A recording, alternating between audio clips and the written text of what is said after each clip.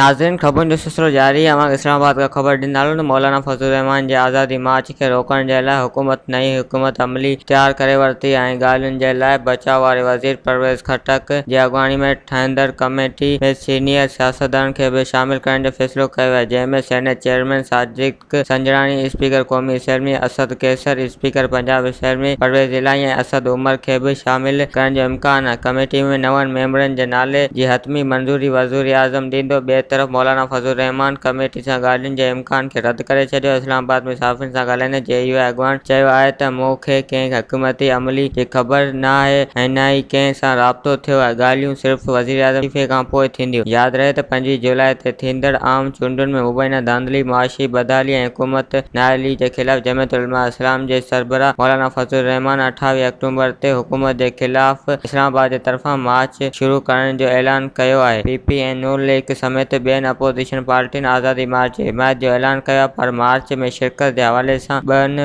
वॾनि पार्टियुनि नून लीग ऐं पीपल्स पार्टी जो वाज़े मौक़िफ़ साम्हूं न आयो। वधीक ख़बरुनि ऐं तफ़सील जे लाइ विज़िट कयो असांजी वेबसाइट awamiNewsHD.com ऐं ॾिसंदा रहो अवामी न्यूज़ HD।